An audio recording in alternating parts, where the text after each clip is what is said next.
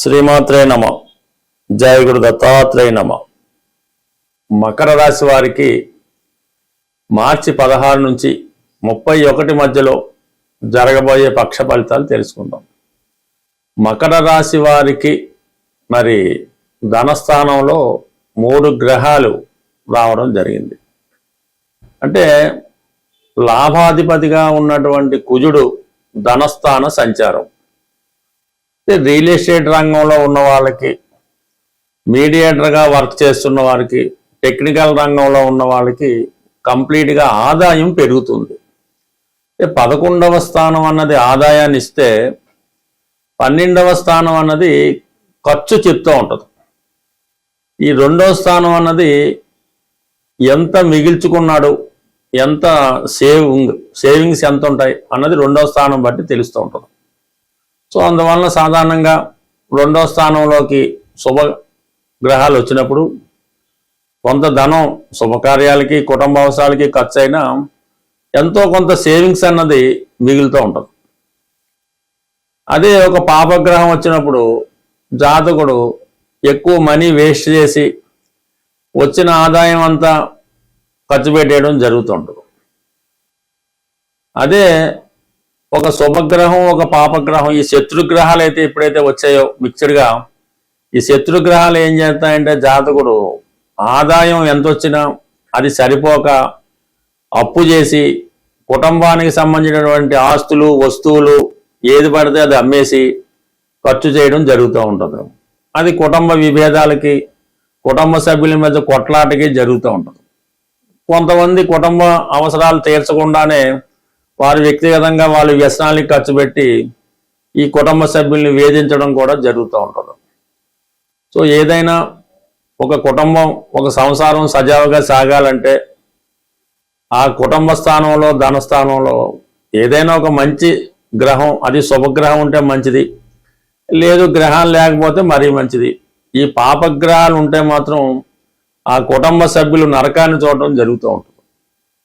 అటువంటి మకర రాశి వారికి ఇప్పుడు ఈ కుటుంబ స్థానంలో కుజ, రాహు, దాంతో బుధుడు వక్రించి మార్చి 22 వరకు. ఈ బుధుడు మకర రాశి వారికి భాగ్యాధిపతి అయినప్పటికీ వక్రించి పాపగ్రహాలతో కలిసి ఉండడం వలన మరింత పాప ఫలితాన్ని ఇవ్వడం జరుగుతూ ఉంటుంది. ఏదో ఆ కుటుంబంలో ఒక ముగ్గురు ఉంటే ముగ్గురు ఒకే బలహీనతకో, ఒకే వ్యసనానికో అలవాటు పడి ఆ కుటుంబాన్ని కించపరుస్తూ ఉంటారు. ఈ విధంగా ప్రస్తుతం ఈ మకర రాశి వారి కుటుంబ సభ్యుల మధ్య తీవ్రమైన విభేదాలు, సంపాదించేవాడు తక్కువ, ఖర్చు పెట్టేవాడు ఎక్కువ, ఉన్న స్థిరాస్తి పోగొట్టుకోవడం, ఇతరుల చేత మంచి చెప్పించుకునే విధంగా కుటుంబ విషయాల్లో ఇతరులు సలహాలు ఇవ్వడం, ఈ విధంగా కుటుంబం ఇబ్బందికరమైన పరిస్థితులు ఈ సమయంలో రావడం జరుగుతుంది. అయితే ఈ నెల 22 తర్వాత మీ కుటుంబంలో ఒకరికి జ్ఞానోదయమై ఈ సమస్యల నుంచి బయటపడే విధంగా కుటుంబ సమస్యలు పరిష్కరించడానికి ఒక నిర్ణయం తీసుకోవడం జరుగుతుంటుంది. మీరు కూడా కొంతవరకు మంచి మార్గంలో ప్రయాణించే ప్రయత్నంలో కుటుంబాన్ని కూడా సరిదిద్దే ప్రయత్నం జరుగుతుంటుంది. అంటే వ్యక్తిగతంగా మకర రాశి వ్యక్తికి బాగానే ఉంది అని, కుటుంబం వల్ల ఆర్థిక వ్యవస్థ చికాకులు, కుటుంబ సభ్యుల మధ్య విభేదాలు, కుటుంబ సభ్యులు సహకరించకపోవడం, ఈ విధంగా ఇబ్బంది పడుతూ ఉంటాడు.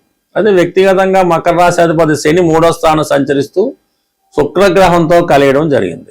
అంటే ఇక్కడ శుక్రుడు దశమాధిపతిగా 3వ స్థానంలో ఏదో విధంగా ప్రస్తుతం ఉన్నదని ఆదాయం పెంచుకోవాలి, కనీసం వృత్తన్నా మారి కొంత ఆదాయం పెంచుకోవడం కానీ, పార్ట్ టైం కానీ ఇంకా ఎక్కువ కష్టపడి సంపాదించాలనే తాపత్రయం జాతకుడికి పెరుగుతూ ఉంటుంది.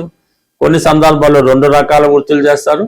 ఇది ఎక్కువగా స్త్రీల మీద కూడా బాధ్యత పడుతూ ఉంటుంది. మీరు కుటుంబాన్ని మోసే స్త్రీ అయి ఉంటే మీరు కూడా అధికంగా కష్టపడి, అలాగే మీలో ఉన్నటువంటి కళాకారుడు ఏదన్నా ఒకే దాంట్లో టాలెంట్ ఉంటే, ఏదో మ్యూజిక్కో, సంగీతమో, ఏదో బ్యూటీషియన్, గోరింటాకు పెట్టడం, ఎందులో దాంట్లో టాలెంట్ ఉంటే దాని ద్వారా మీరు ప్రావీణ్యాన్ని సంపాదించి మీ కుటుంబాన్ని మరింత ముందుకు తీసుకెళ్లే ప్రయత్నంలో సక్సెస్ అయ్యే అవకాశం ఉంటుంది. మరి సాధారణంగా మరి ఈ శుక్రుడు దశమాధిపతిగా, పంచమాధిపతిగా మీలో టాలెంట్కి తగిన గుర్తింపు వస్తుంది. వృత్తిపరంగా కొన్ని మార్పులు వస్తాయి. అలాగే మీ ఆదాయం కూడా పెరిగే అవకాశం ఉంది. దాంతో రవి అష్టమాధిపతిగా, రవి 3వ స్థానంలో ఉండడం వల్ల కొంత విమర్శలు ఎదుర్కోవడం జరుగుతుంటుంది. అనుకోకుండా ఏదో ఒక ప్రమాదం కానీ ఇబ్బంది కానీ జరిగే సూచనలు ఉన్నాయి కాబట్టి కొంత ధైర్య సాహసాలతో కూడుకున్న కానీ ప్రమాదకర వృత్తిలో ఉన్నవాళ్ళు, వాహనాలు వేగంగా నడుపుతున్నవారు ఏదైనా కొంత జాగ్రత్త పడటం అన్నది మరి అవసరం. బట్ ఏదైనా ఈ మకర రాశి వారు ఎక్కువగా కుటుంబ సభ్యుల వల్ల ఇబ్బంది పడే అవకాశం ఉంది. ప్రేక్షకులకు ఉగాది శుభాకాంక్షలతో పాటు మరి ఈ పక్షంలోనే ఉగాది వస్తుంది 19వ తారీఖున, అలాగే 27వ తారీఖున శ్రీరామనవమి ఉంది. ఉగాది కొత్త సంవత్సరం ప్రారంభం. అందువలన ఆ రోజు కంపల్సరీగా మీరు పంచాంగ శ్రవణం, అది టీవీలో చెప్పినా ఎక్కడ దేవాలయంలో జరుగుతున్నా కంపల్సరీగా మీరు ఈ ఉగాది పంచాంగ శ్రవణాన్ని వినవలసి ఉంటుంది.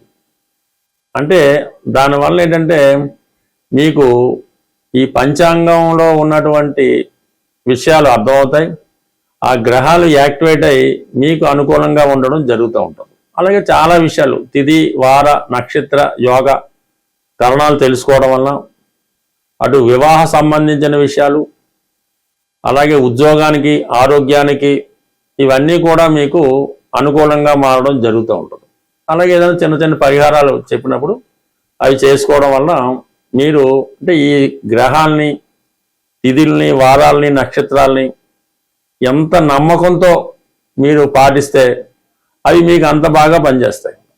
ఉదాహరణకి ఏదో ఈరోజు ఆదివారం రోజు చాలా నియమంగా ఉండాలి, సూర్య నమస్కారం చేసుకోవాలి, దానివల్ల మనకి మంచి ఆరోగ్యం వస్తుందని నమ్మకంతో చేస్తే ఆ ఫలితం మీకు 100% వస్తుంది. అలాగే ఈరోజు ఏకాదశి, ఈ ఏకాదశి రోజు మనం నియమంగా ఉండాలి, ఆ నమ్మకంతో చేస్తేనే ఆ ఫలితం వస్తుంది. ఏదో పెద్దవాళ్ళు చేయమన్నారంటే రాదు. అంటే ఈ నమ్మకం అంతా మీకు ఈ పంచాంగం వినడం వల్ల రావడం జరుగుతూ ఉంటుంది.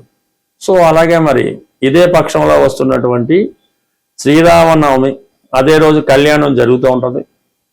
ఎవరైతే వివాహం కొరకు ఎదురు చూస్తున్నారు అంటే పెళ్లి కానీ అమ్మాయిలు కానీ అబ్బాయిలు కానీ కంప్లీట్గా మీరు ఆ రోజు చక్కగా అంటే పెళ్లి కొడుకు అంత అందంగా తయారవక్కర్లేదు కానీ చక్కగా మంగళ స్నానం చేసి నూతన వస్త్రాలు ధరించి పెళ్లి కొడుకు వెళ్ళినట్టు మీరు ఆ శ్రీరామ పట్టాభిషేకం జరుగుతున్నటువంటి అంటే శ్రీరామ కళ్యాణం జరుగుతున్నటువంటి చోటుకి వెళ్ళడం, అలాగే అమ్మాయిలు కూడా అంత భక్తితో వెళ్ళడం వల్ల ఆ శ్రీరామనవమి కళ్యాణం సంపూర్ణంగా తిలగించి మంగళసూత్రం కూడా అయిన తర్వాత తలంబ్రాలు వాటిలో కూడా పాల్గొని కొన్ని తలంబ్రాల బియ్యం అంటే అవి దైవికంగా మీ మీద పడినా ఓకే, లేదంటే కొన్ని తలంబ్రాల బియ్యం మీరు వ్యక్తిగతంగా తెచ్చుకొని మీ తల మీద వేసుకున్నాం.